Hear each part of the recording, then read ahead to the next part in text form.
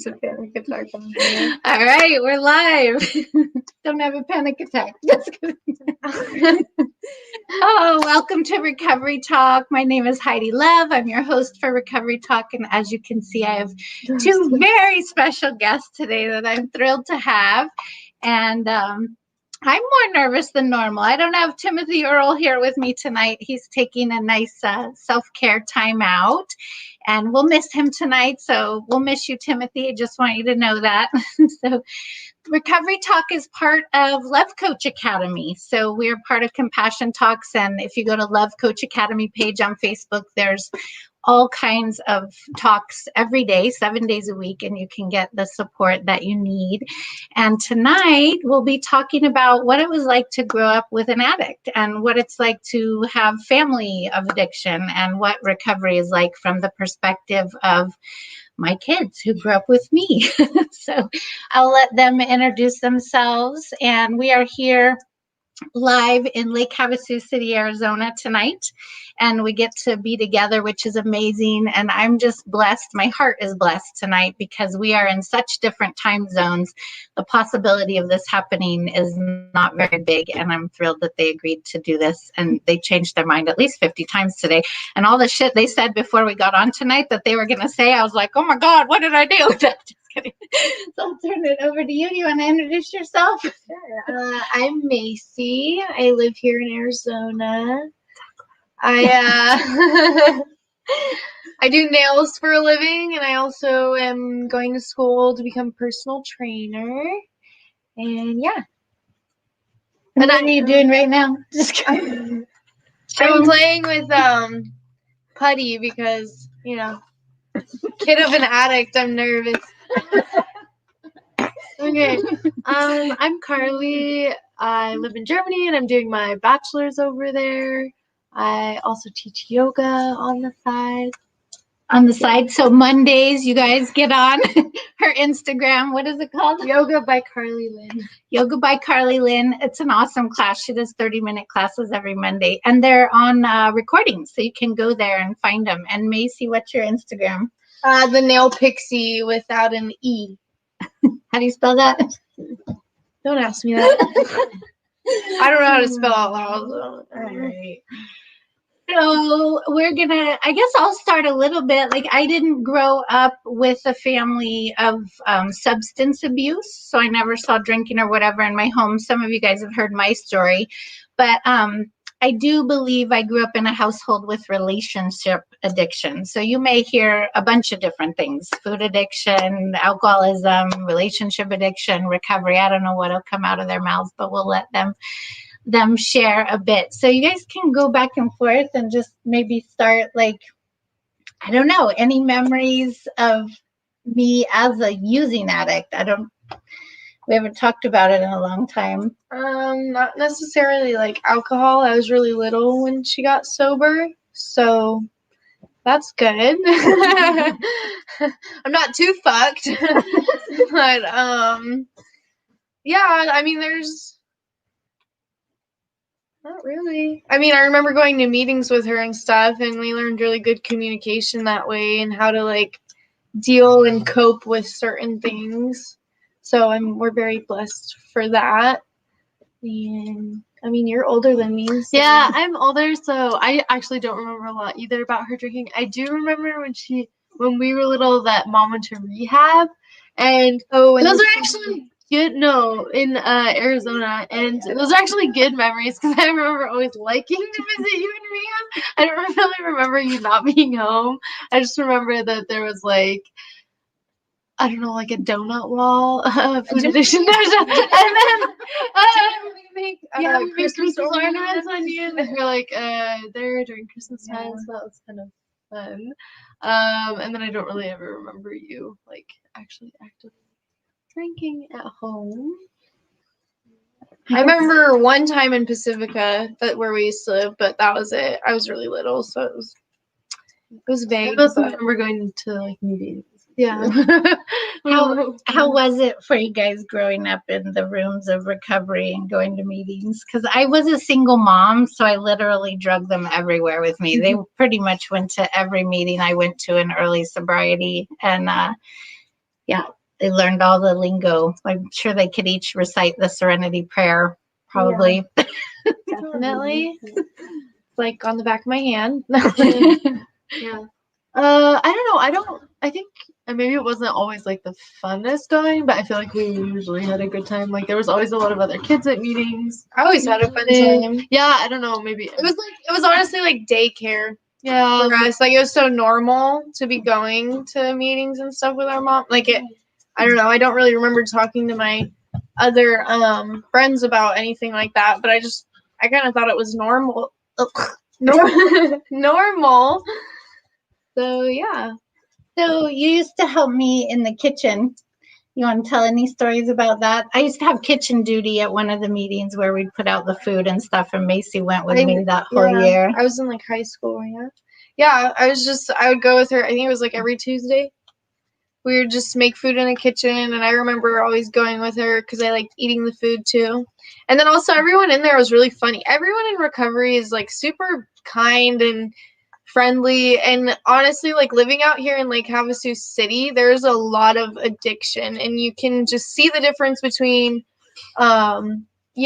people when they're sober and people when they've been using for a couple days, like even just alcohol.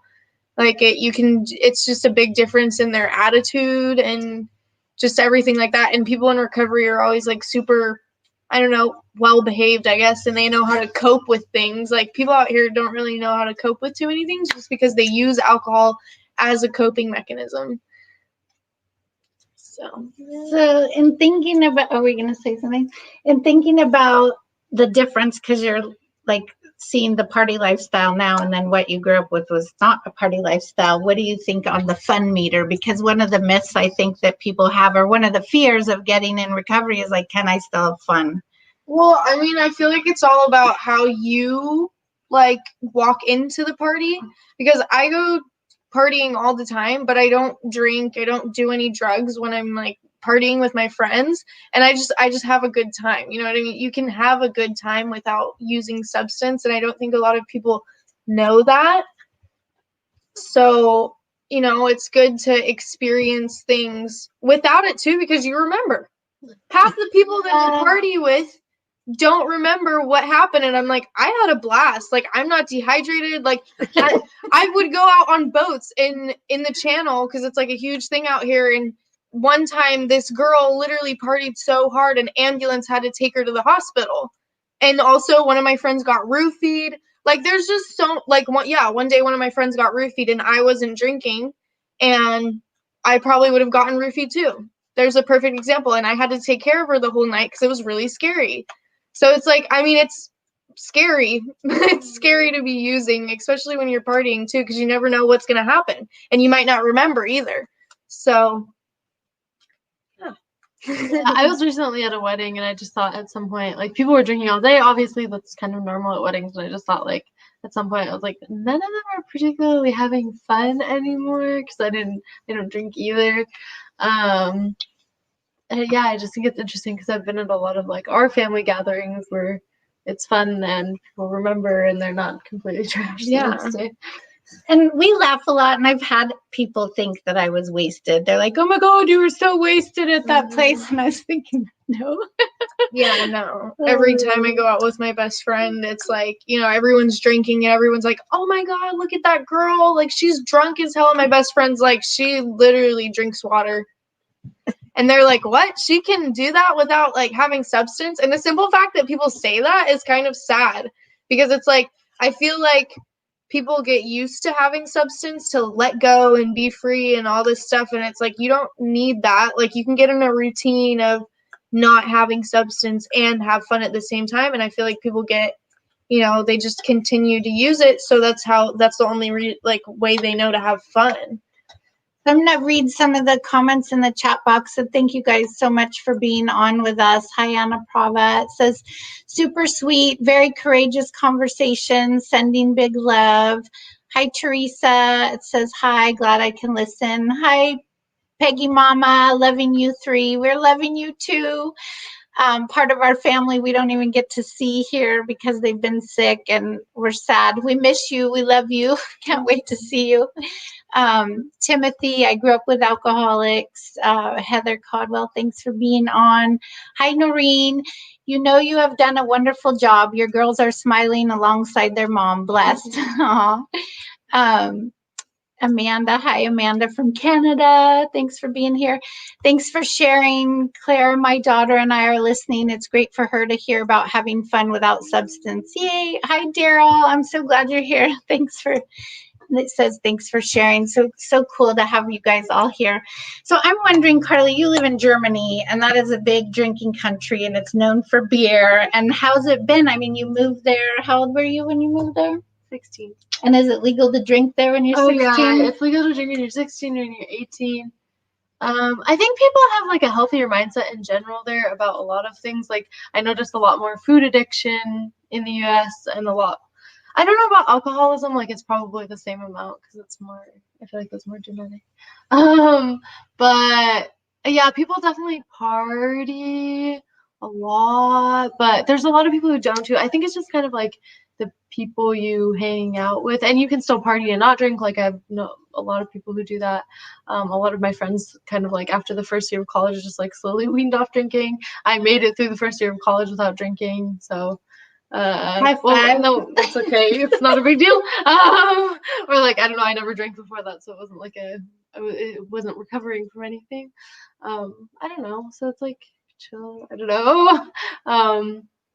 But it's been a lot of fun. And yeah, there's definitely a big drinking culture there. But honestly, like the US has also such a big drinking culture. Like what major holiday do you celebrate without drinking here? Like I think it's kind of the same all around the world where people have access to alcohol. So True. And there's a lot of fun that can be had without drinking. So more comments. That's what my fear was to keep me sober. I was fearful not knowing what my behavior or remembering that what could take place scary. Yeah, I used to be a blackout drinker. Not all the time, but I never knew when I would black out, and I literally wouldn't remember one of the nights. And in fact, that's one of the things that really hit me before I got sober was I feel blessed to have these two. I mean, I feel that I'm alive because I have these two, and it gave me a purpose and a passion for living. I love motherhood more than I love anything else that I've ever done in my life.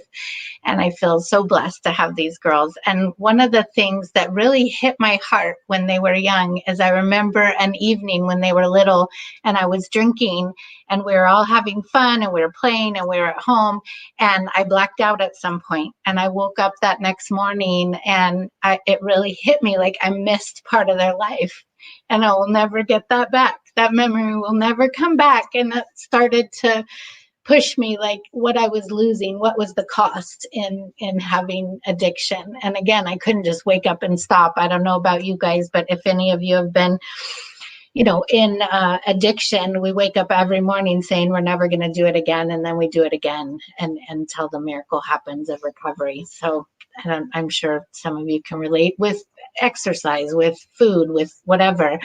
I can feel such joy and wisdom. I don't drink at all, never went to substance abuse. Yes, it's a big deal. Awesomeness. Oh, yes, it's a big deal not drinking. yeah, it is, especially for our age. just I didn't need a high five for it. That's all. What if mom needed a high five? So there's other addictions. I know that my girls were affected by my food addiction. Do you guys want to talk about maybe some positive things you saw about eating, and then the things that affected you negatively? Because I know that they did. And I know you're kind of on a path that probably set you on that path from the negativity you had around it. Yeah, I guess. I mean, in a way. Yeah, I mean, like, I feel like you ate really strictly for 5 years, and you always had, like, a very, or, I don't know, like, I feel like you had a negative image of your body / you, like, praised losing weight and stuff, which I feel now is very problematic because it leads to, like, a lot of, like, mental issues. Because I feel like it partly led me to have a little bit of body dysmorphia, maybe just like seeing, because I feel like you learn like that's how you treat your body, like losing weight is good, and I don't think that necessarily is healthy, like depending on your, like I think it's very individual for everyone. And just you eating strictly for so long, I feel like we had a lot of values around food which weren't necessarily productive or like healthy for maintaining, because I don't know, I just remember like from a very early age being like sugar is awful. Like I would go on like not eat sugar during the week and then eat so much sugar on the weekend. I feel like it kind of like led me to binge eating, and we kind of binge ate together a lot. So that was kind of like not the best, obviously. Yeah, I mean, on the other hand, like because you ate so healthily and nourishingly, like I feel like we kind of learned a little bit about, because I feel like even though that wasn't necessarily good because it kind of led to like binging and having very restrictive views on food, it also like on the other hand gave me a lot of valuable information about just like nutrition and what is good, like feels good in your body, which I feel like is the most important thing now. And just like I see sometimes like I just know like the base of like healthy things or like things to make my body feel good differently than like other people who maybe didn't grow up with like a mom who ate as clean. So while they might not have as much like body image issues, they might not feel as good because they like don't know how to like eat to make themselves feel good. Also, you can't cook, so I've learned how to do that for myself. Yeah. That's beneficial. After eating a grain salad and chicken for dinner for 3 years. So these guys are both awesome cooks, like amazing cooks. And I wasn't a good cook, but I always made salad, grain, protein, and veggies. Like that was the staple in the house. And then if we were having a cheat day, it was like ice cream, cookies.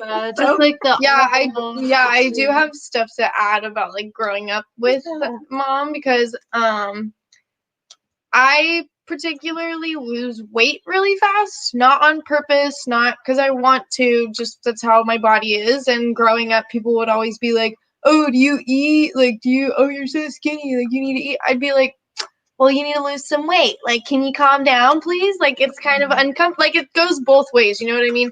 Like, it hurts when people tell you that you're fat. It hurts when people tell you they're skinny. So I grew up having body dysmorphia, always looking in the mirror, thinking that I'm way too skinny, just because people would tell me constantly. And then also with the whole food thing, I never really had issues with it, like growing up. Like and eating healthy and clean is honestly like such a blessing, because like mom, she taught us how to do all that. And like moving out here to Arizona, people do not eat healthy at all. And when I like make a salad or something, people are like, what is that? And I'm like, it's greens. Like, you should try it sometime. And they're like, it tastes gross. And I'm like, well, yeah, that's because your mom fucking made you mac and cheese all the time. So yeah, that's another thing. It's just a big blessing. But also I do remember whenever we did have like sweets in the house or something, like I'd always want to get to it first, because I was scared that like it would be gone or I wasn't able to get it. And like I remember having to really learn we can always buy more. Like that was one of the things, like I didn't think that we were going to get more that night or that day. Like I had to have it like then, right when it was there, because I was scared it was going to be gone.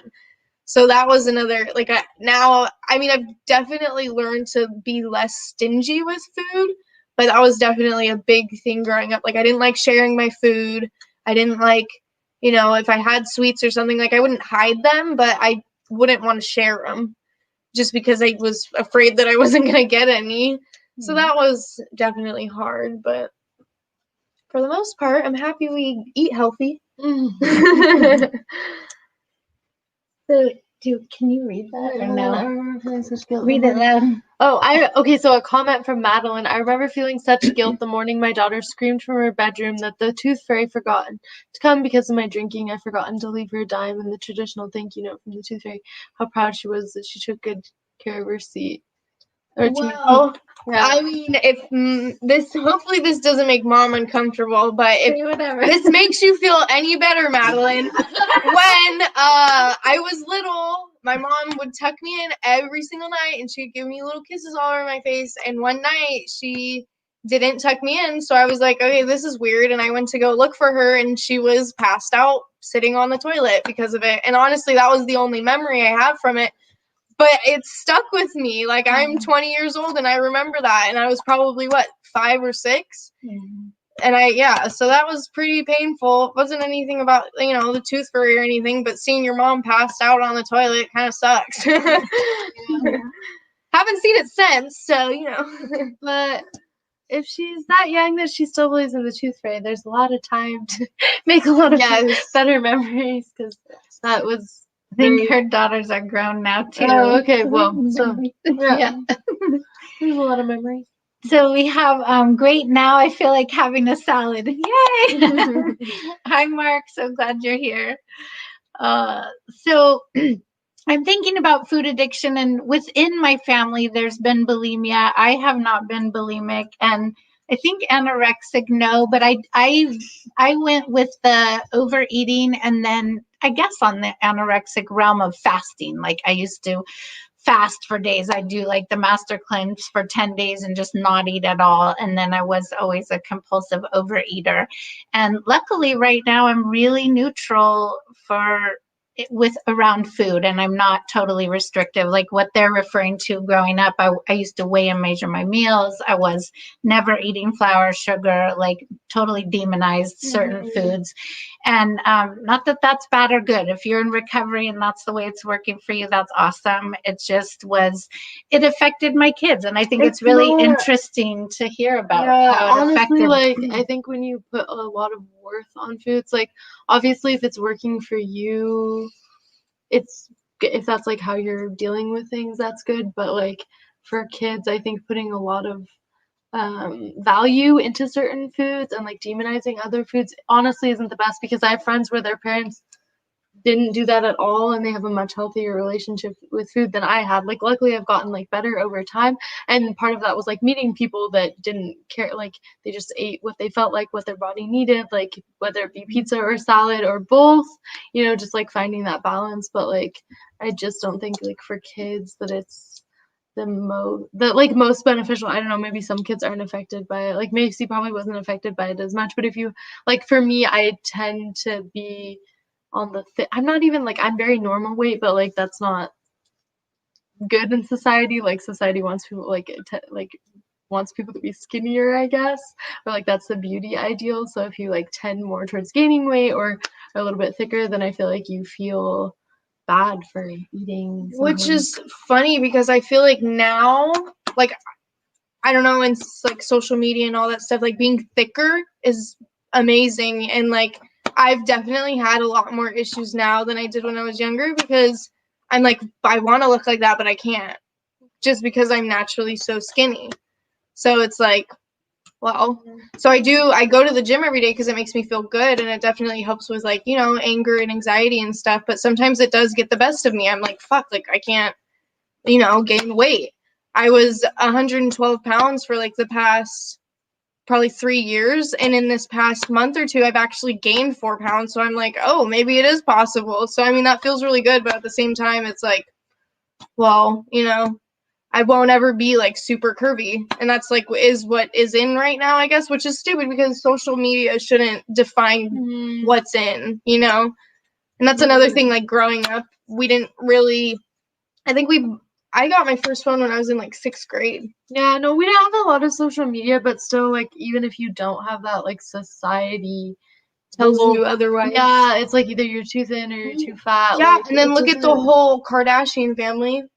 They're all fake. Like, I'm sorry, like some of them, but like for white women, they can't be that physically curvy. Like, it's not in their genetics. So it's like for, all those people to put that into people's brains, it kind of sucks, because it's like it's not physically possible to look like that. So what did I make you guys do before you watched TV or got to play on the computer? Oh, she used to make us type. Or she made me. I feel like this broke down with you. I definitely learned to type, which I always resented until I got to college and realized that being able to type while listening is a very useful skill. Or like look at PowerPoints. Mm-hmm. That was. I always kind of like skirted around it. Like I would, she would probably actually do all the typing stuff, but I would literally just play the games and like do whatever. Like I wouldn't actually do it. And then I'd be like, all right, I'm done. Like same thing with reading. She would make me, I was never good at school. I didn't want to be either. Like it wasn't my thing, but she would make me sit in the living room with the timer on. And I remember just staring at one page the whole time. And then when she'd come back in the room, I'd turn a couple pages and just stare at it. And I would literally sit there for 20, 25 minutes doing nothing because I did not want to read.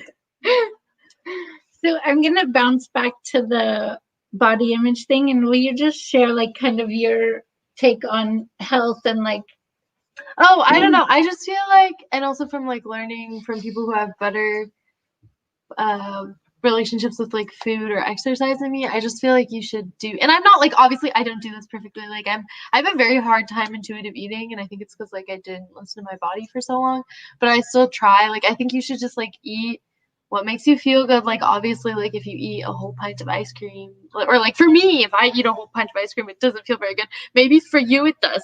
I don't want to say what feels good in your body, but like, yeah, no, I just try to feel like eat in a way that I feel good and like not too bad. Like I don't restrict myself at all because like I like to go out. I would love to eat out. I love to make fun food.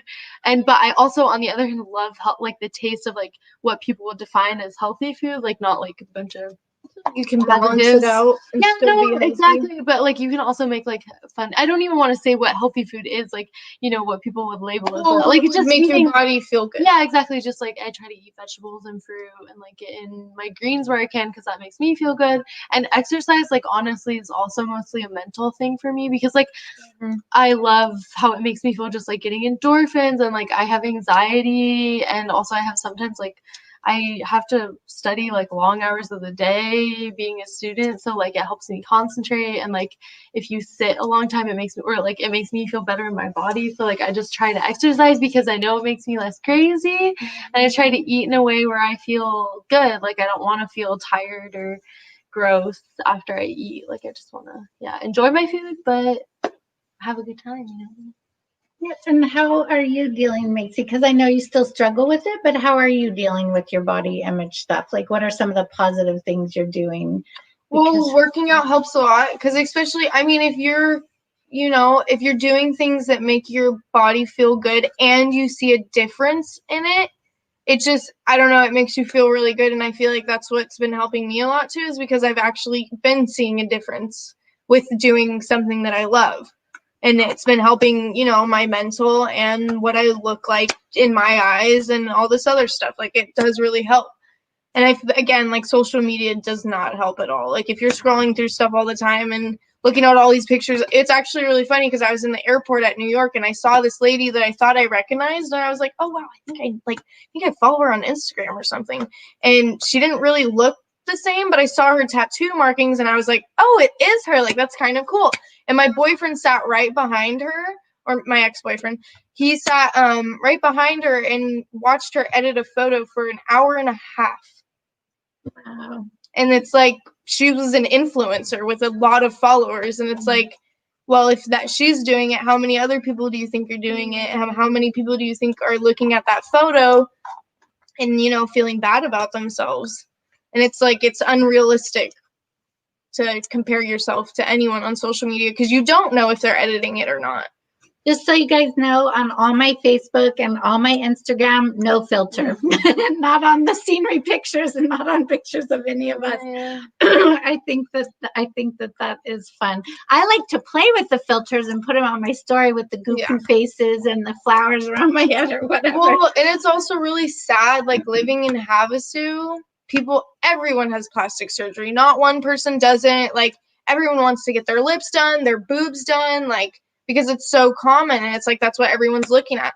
Like my best friend, she sent me a picture the other day, and we did this paid photo shoot on this boat, and it was really awesome. All the photos were really beautiful, unedited, untouched, you know what I mean? So I sent her a couple of the ones that I really liked of her, and she sent me back one, and it was so edited, and I was like, dude, Like that doesn't even look like you. First off, it makes you feel bad looking at that because that's not what you look like. You won't ever be that tiny. Like, love yourself. You know what I mean? And I told her, I was like, when you minimize something on your body, it makes the other parts of your body look weird. So it's like, if you're not editing everything, you might as well just not edit it at all, because it just, and then it puts an image in your brain because that actually is you. And it's edited, but you're like, oh, that's what I want to, but that's not what you'll ever look like. So it's like, you need to, self-love. Well, and I told her, I was like, you need to delete that picture right now and post the actual thing. And if you don't feel comfortable with posting the actual thing, then, do things that will make you feel confident. Like, don't just post things that, will get you likes, will get you followers, all this stuff, because. And she was like, dude, you're right. Like, I shouldn't have. And the sad part about it was she didn't even edit the photo. She gave it to her friend to edit. And she did edit it for her. And I told her, she was like, well, then can you edit it for me? And I was like, no, you are beautiful. Like, you need to love what you have. And she was like, you're right. So it's like, I don't know, in perspective, you really need to understand, like, what makes you feel good and not how other people look. Yeah. But, on that note of, like, friends and stuff, I always really try, one of my best friends is, like, really into positivity and, like, has very studied up on it. One of the things I just try to do, like, I don't try to comment on people's bodies. Like, you don't need to be like, oh, you look skinny, or, like, oh, you look like you lost weight. Like, it's not why is that a compliment? Like, that shouldn't, like, you should compliment people on their energy or their attitude, their ideas. Like, there's so many things that are more important about a person than their body. And I feel like other people, and I know I don't need anyone's input. Like, I don't know. I just don't need anyone's input on my body like that. I feel like that's such a personal thing, and, like, people don't need your opinion. Like, I don't know. So I feel like, and a lot of people are really sensitive about that because they think, like, because if you say you lost weight one year and then they gain weight the next, like, what do you say? They probably, like, you probably feel ashamed. Like, and I mean, like, if it's different, if you want the input, like, if they don't ask, don't say anything. If they ask, whatever, you can tell them. Because, like, I mean, here's a perfect example. Today I was in the salon with my girls, and this one lady, she always comments on how skinny I look, and it's really annoying. And today, like, I was showing them my arms because they've been getting bigger from the gym, and she's like, wow, I won't ever call you skinny again. And, like, it felt good because before she would be like, you're so skinny, you need to eat. And it's like, bitch, I eat every day. Like, what are you... Like, I eat every day of my life all day long, probably 5 meals a day, okay, if I want to. But I don't know, the simple fact that she told me that, I was like, wow, okay, maybe, like, there is a difference. Your like, maybe I'm not killing my arm. I'm gonna ow! Her cat is attacking me. Dexter. Oh my god. He's totally attacking me. You better show Dexter. He's eating my arm right now. That hurt. I guess he's a food addict and he's carnivore. Or, yeah, cannibal. Just kidding. So I'm going to read some of these comments. I still remember, though, hitting my bottom. And for those of you that don't know what a bottom is, it's not our derriere. It's hitting a bottom in our addiction where we can't live like that another day. And it's a wonderful place to be for an addict because we can get sober and go up from there. So I still remember, though, that was the beginning of my big bottom. So I saw how it affected my children. I wasn't there for them 100%. And being a mommy is and was the most important thing in my life to me. Oh, I feel that. I feel that so much.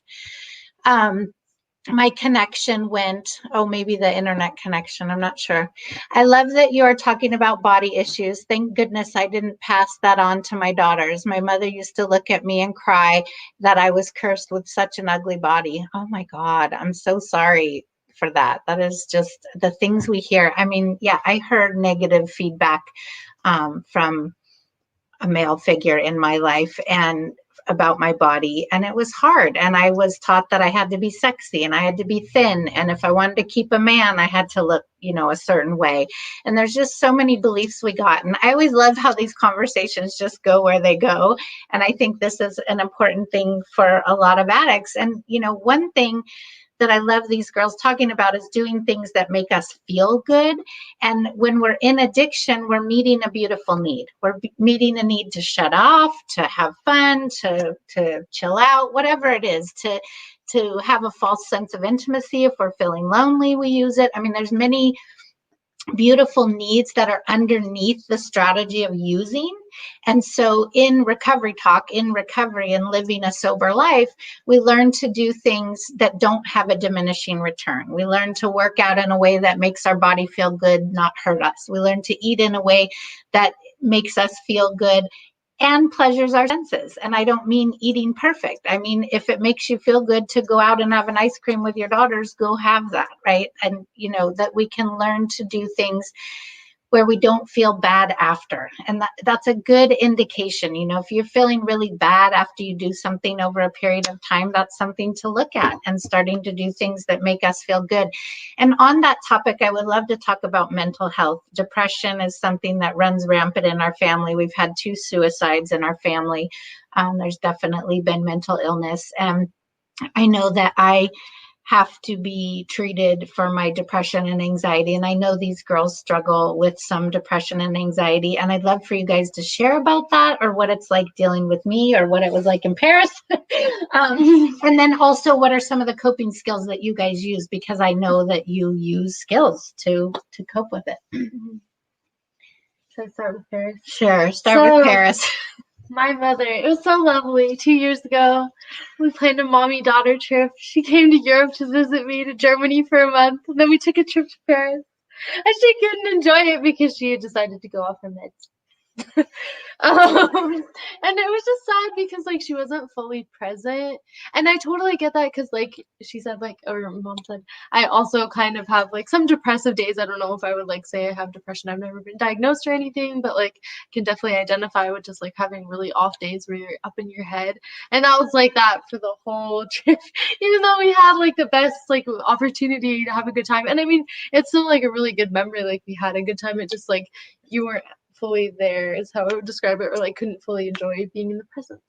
Yeah, it was sad. Like I had this like, and this is something that happens. We have shame around addiction. We have shame around depression. We have shame around having to take medication. And I'm not an advocate for medication. If you can treat yourself naturally, do it. I couldn't. I tried. That was another summer that I tried because I was eating really well. I was exercising. I was in a pretty good space in my life. And I thought, I'm going to Europe. It's a wonderful, you know, I'd gone off it for a month or 2 before.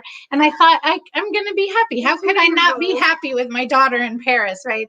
And I still got up. I still walked 12 miles a day with her. We still went to everything we wanted to see. But my experience was that I couldn't feel pleasure no matter what. I knew that I should have so much joy in that moment, and I couldn't access it. So for those of you that struggle with mental health, like I'm just telling these stories because it's real life. Like we struggle with things. And so I'm a person that needs to be on meds, and we're having a great time because I'm on my meds. And I just can't, I am miserable if I'm not treated to have a balanced brain chemistry, because naturally I just don't. And I don't know if that's from the drugs and alcohol and I damaged it. I don't know if I was born that way. I don't know if I'll ever know.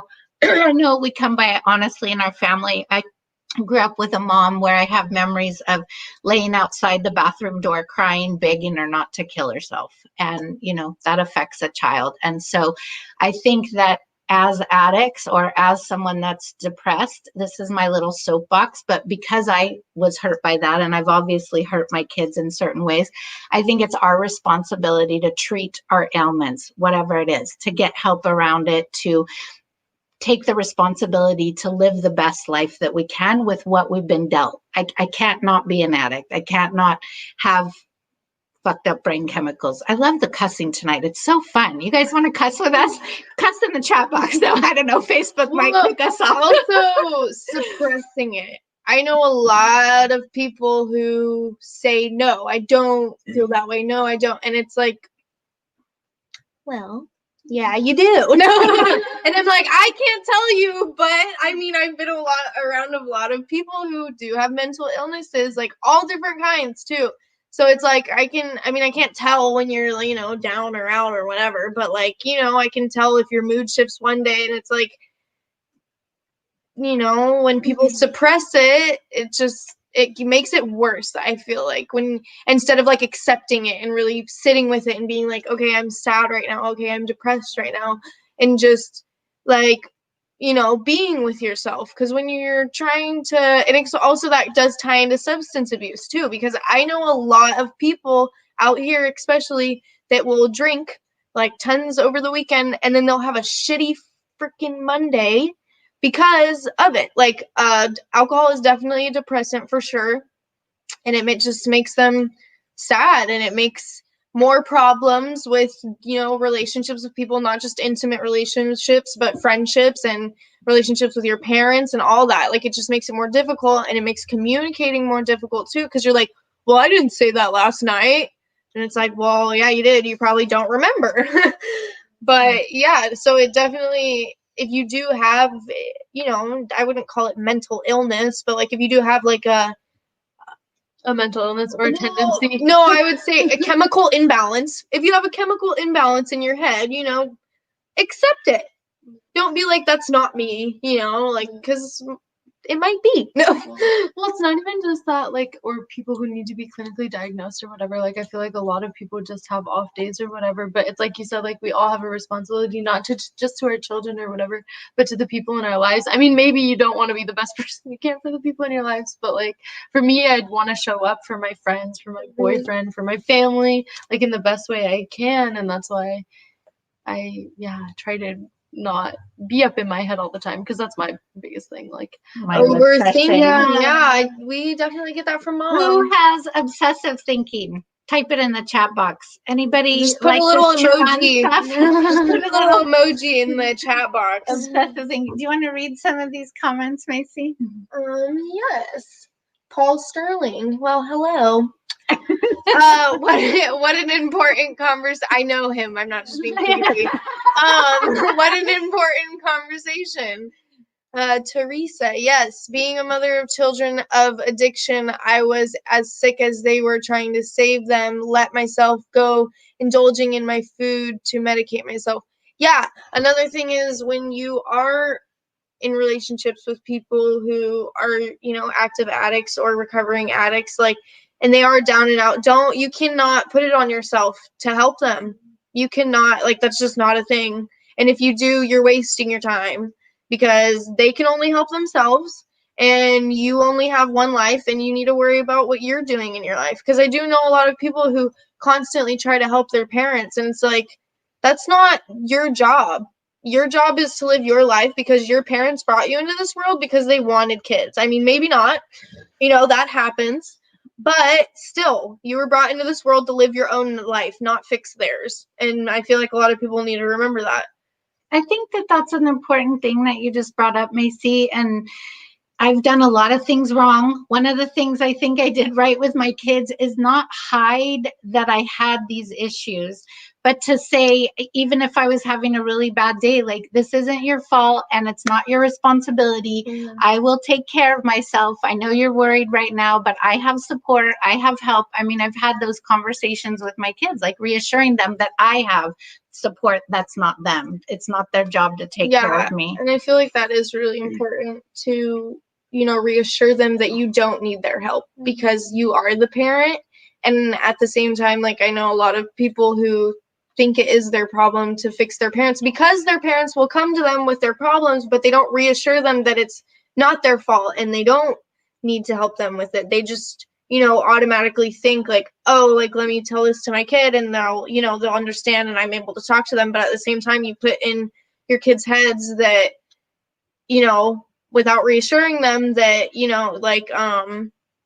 just lost my train of thought. I don't know. I just feel like you raised us like to be very aware of codependency, and kind of like not to fall into those patterns, because we're both really, really not. Or I don't know about you with certain people, but I feel like with you, we're not codependent for sure. And I feel like that might be very unusual, just from like what you said with like addicts or people with mental illness. And also love addiction. I was in a very, very, very toxic, addicting relationship, and I was super codependent with him. like very codependent, and I have definitely grown a lot. I'm definitely not as codependent as I was, so that makes me feel better. It is possible to get out of your codependency, especially I'm 20 years old and I'm still learning, of course. I can still be codependent at times, but you just got to learn to not give a fuck sometimes. I feel like that's one of the biggest blessings of you, like, raising us. I feel like we always knew that there was help and, like, where to go for help, kind of, like, how to find help for whatever we were dealing with, whether it be, like, a toxic relationship or codependency, or, like, I would, like, if I started drinking and, like, had issues, I would know at least of AA, and I feel like some people don't even know that there are options like that, or, like, that therapy is okay, and I feel like you raised us to be very accepting of, like, whatever ailments people may have. Well, also, I know a lot of people who their parents don't, like, show them that they can get help, and they think that help is bad. Yeah. And it's like, help is not bad. You can ask. It's okay to ask. If you don't, like, closed mouths don't get fed. You know what I mean? Like, you can't. So it's like, if you need help, don't be afraid to. The worst thing that's gonna happen is someone's gonna say no, and then you just go ask the next person. It's okay. Like, you can definitely find a happy in between. I'm going to read some of these comments. I'm, again, so happy you guys are talking with us. I have shame around my depression. The judging voice within tells me if I was better at recovery, I wouldn't be so depressed. Oh, I've had that too. Like, if I was doing it right, I wouldn't have this. And that's just such a harsh thing that we have to deal with and go back to self-love and self-acceptance. You ladies are so beautiful. Thank you, Isabella. You three are awesome. Such wisdom. I am so blown away by how wonderful you are. Aww. I'm 70 and still working on my codependency. Yeah, I think lifetime awareness of codependency. I will always be working on my codependency. And I had a big lesson with this one. When she was in her addictive relationship, I was so involved. I was obsessed. I was trying to control. I was trying to rescue. And it damaged our relationship. And it made me crazy. It even damaged us because she had to hear about it all the time. And it was a really beautiful lesson because I had a lot of years in recovery around codependency and then was totally triggered into it when somebody I loved got into addiction in a way. And now I know when she's in relationship, I can hold space for her. She'll call me and cry. She'll call me and name her own stuff. And I can just have empathy and grieve with her. And then I can call my best friend and be like, oh my God, I'm freaking out. My daughter's hurting and I need to get support around my pain. Instead of trying to fix her, I deal with my own discomfort. I let her have her own lessons and go through her own pain. And we all have a really healthy relationship that way, and it's really beautiful. And on the just a quick add to that is, like, on the other side of that, like, I would literally run to her with every little thing. So even if it wasn't a toxic relationship, even if it was, a healthy, normal relationship, there will always be up and downs, but, like, at the same time, you cannot, like, every single little thing you tell to your parents, they're going to end up not liking that person. So it's like, if you can get through, like, if you can yourself get through, like, a problem and an issue, then that's great. But if it's, like, really bad issue, go to them, of course. But, like, at the same time, like, I would be crying wolf all the time and I'd be like, I want to break up with him. I don't want to be with him anymore. And it just, like, definitely, it did affect our relationship a lot. And, like, now I learned, like, okay, this issue is happening now. What can I do for it? Is it really that serious, or am I just freaking out in my head, overthinking everything? So definitely think before you speak, because if you don't do that, then it ends up being a whole boy who cries wolf thing, and it just messes things up. I don't know, but, like, touching back on what you said, like, about how her relationship triggered your codependency, I feel like we just all like, there's always, like, phases in life where things are harder and things are easier. And I feel like just allowing that space and not thinking, like, oh, I'm a complete codependent again. Like, it's just maybe in that one situation, like, you have to work through using the skills you learned. But it's not always, like, I feel like I feel like it's a big mindset thing. Like, also just thinking, like, okay, like, just because I'm going through this now doesn't mean that, like, defines me or that I've lost all the progress I've made. Like, I feel like treating yourself kindly, and, like, realizing, like, the phases you go through in life is just, like, something. And especially right now with like the whole pandemic and like a lot of people having to be in quarantine, like we all just have to show a little self-love. Yeah, I know for sure. Especially like I have a friend, she's definitely a love addict, like me and my mom.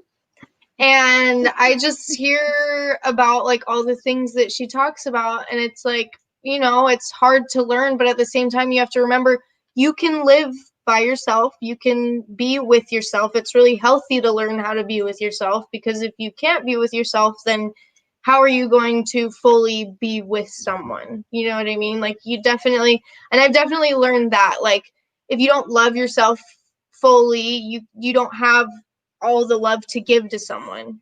Especially, and I mean, self-love is just such a touchy subject because it's so hard to explain it and even have it most of the time, because it goes up and down. But if you don't have that within yourself, it's hard to give to people, and I've definitely seen that with a lot of people out here.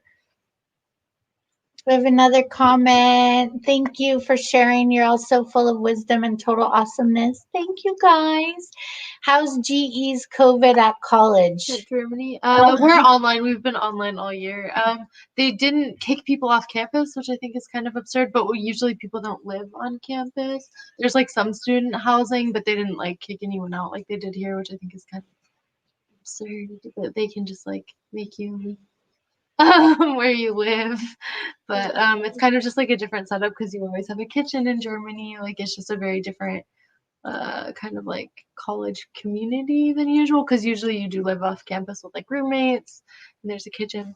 But we've been online all year. I know some universities have some classes where you like actually go. It just kind of depends on like their capability and the teacher a lot of the time. I was really lucky because my university is kind of like high tech, and they were like right on it with the Zoom. We didn't start late, like we just had classes immediately. So I was very lucky in that situation, because some colleges like delayed the start a month and like didn't have full Zoom licenses or whatever. And my college kept it very stable. But yeah. So last question for you guys. So obviously there's pros and cons to growing up in the life you grew up in, and you witnessed a lot. You went through 2 divorces with me. You went through your stepdad relapsing really bad and us losing that. You went through my brother's suicide, your cousin's suicide. You went through lots of recovery with me. We've been through other things in our family too. So they've been through a lot. And what I would love to hear is, what have you taken from living that life that helps you in your life now? Cherishing life. Because I did have an ex-boyfriend pass away this year from doing drugs. And it's just like, wow.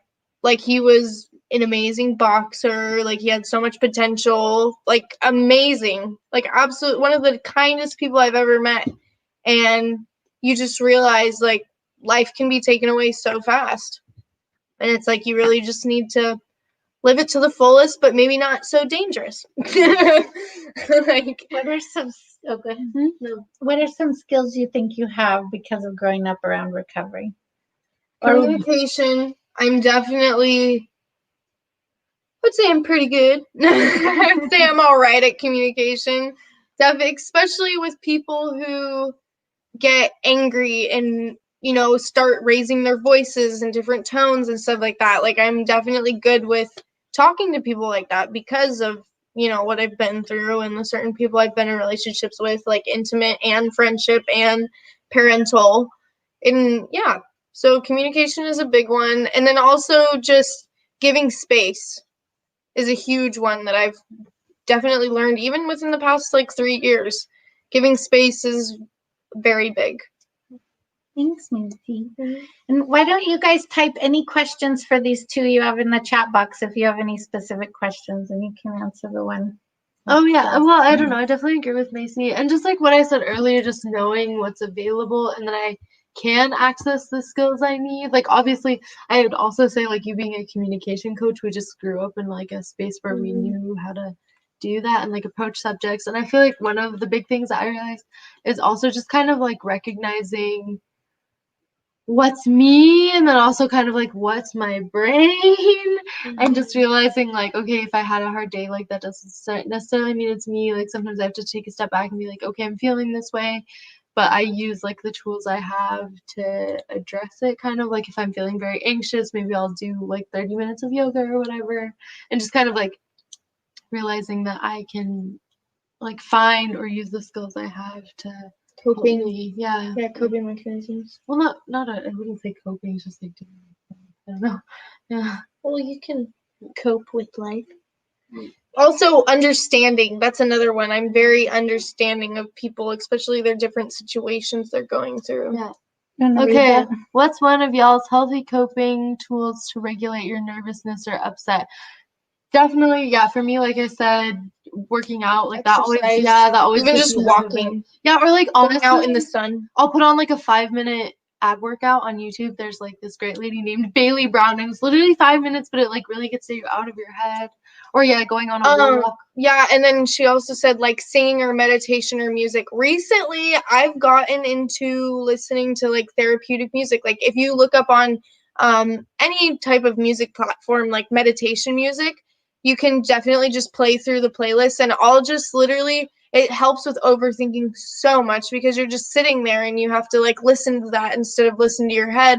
And it's definitely helped with my anxiety and depression a lot because it's definitely gone up a lot this year. And I don't know if it's because COVID or what, but like it's definitely gone up my anxiety and depression. So sitting there, like sometimes I'll literally sit there for 30 minutes. And I have a lot of crystals. I don't know if you guys are into that or anything, but I'm super into crystal healing and all that. And that definitely has helped me a lot. Like rose quartz, especially. Like if you just hold that and you're just listening to the music, it really, I don't know, it calms me down. Might be a placebo, might not be, but it helps a lot. So if you want to try that, it's great. One thing that I use for nervousness and upset is self-talk. Like I know if I'm in obsessive thinking, I never obsess about something that makes me feel amazing, or very rarely. I usually, if I'm in obsessive thinking, it's making me feel bad.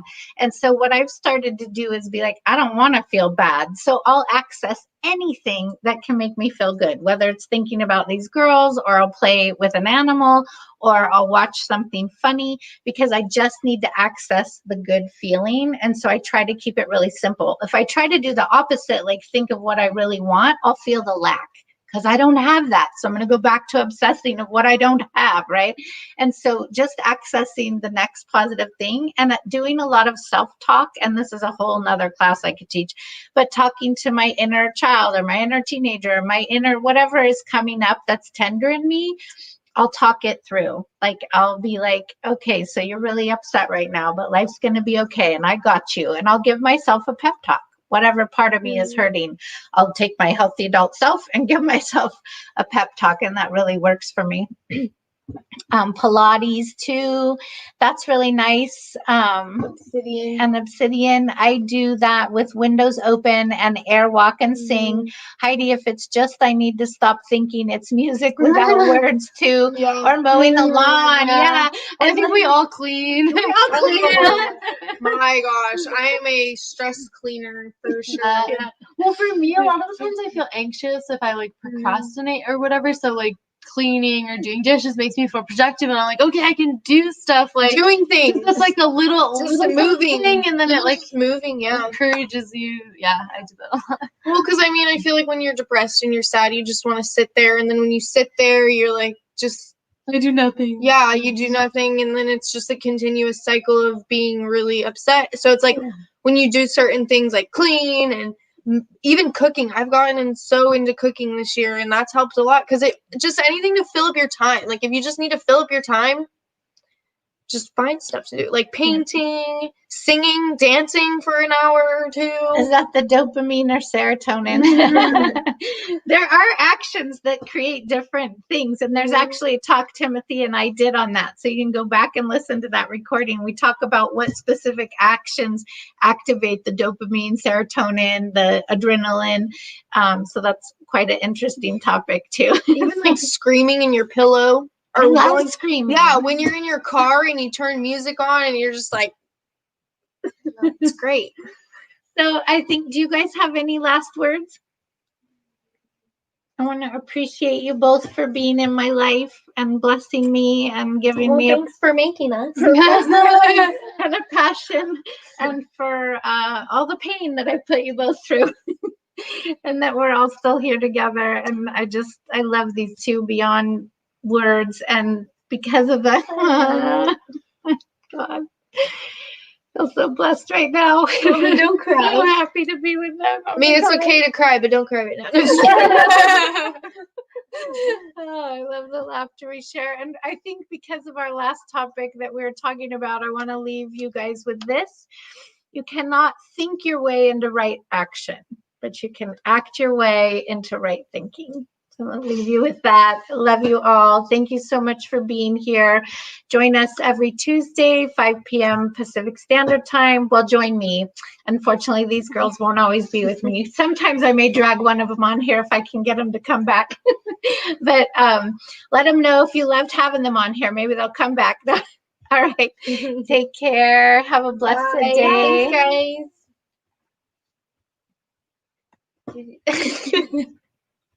guys.